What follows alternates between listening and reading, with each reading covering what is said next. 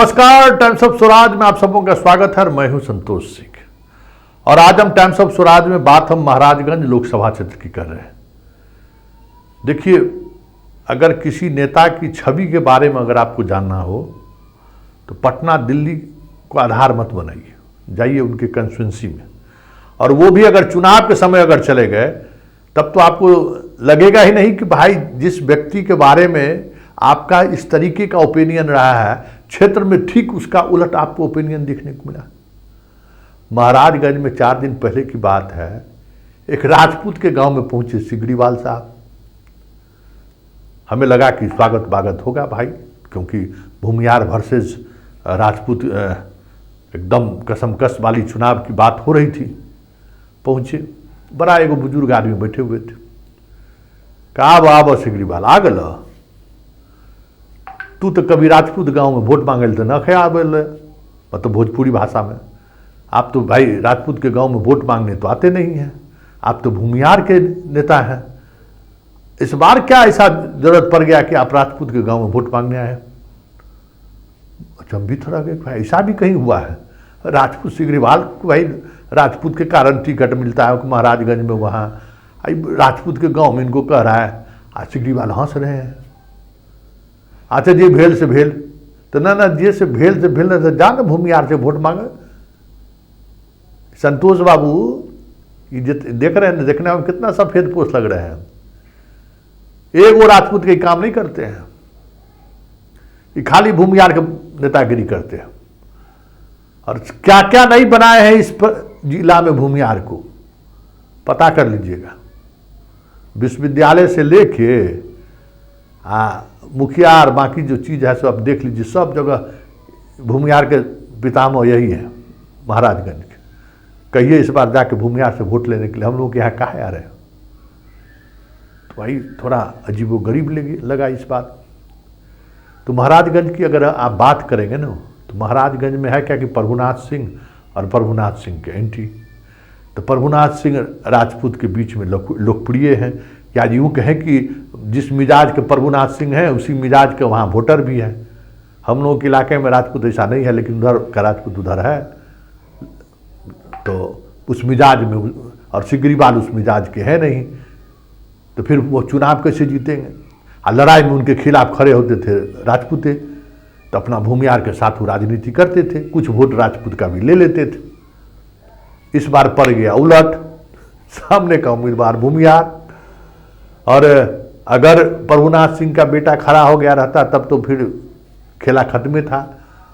ऊपर लेवल पर जो भी राजनीति हुई उनको जदयू में शामिल करा लिया गया।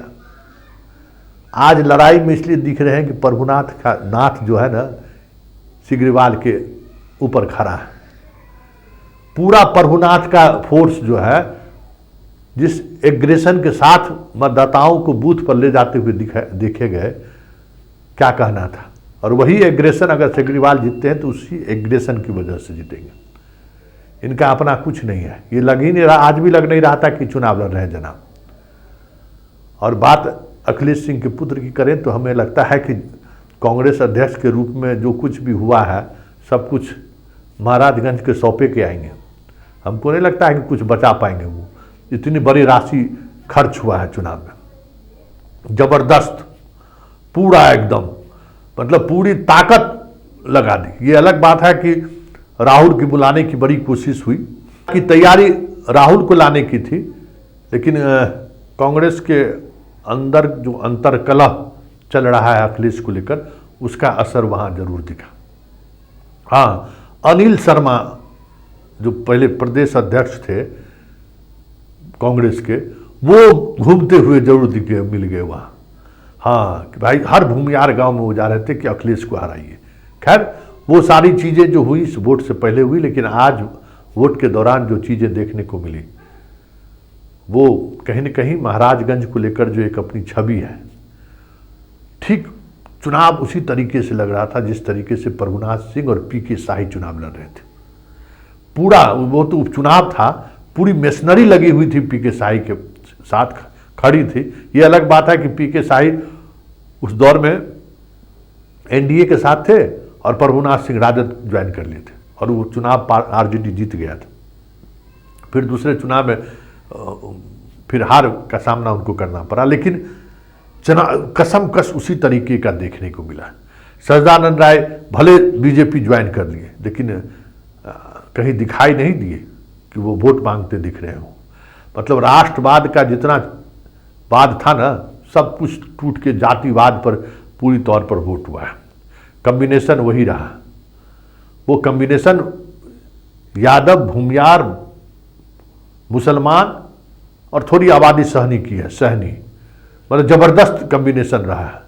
और इधर जो एक प्रभुनाथ सिंह का एक अपना जो गैंग ऑफ बासेपुर है, उनका गैंग ऑफ प्रभुनाथ सिंह, उसका जो अपना नेटवर्क है, उनके वोट मांगने का जो तरीका है, उनके जो लोग हैं वो एडिशनल, मतलब ये इधर से इतना वोट कटा है, मतलब भूमियार का वोट कटा है, तो वो वोट एडिशनल जुटा है।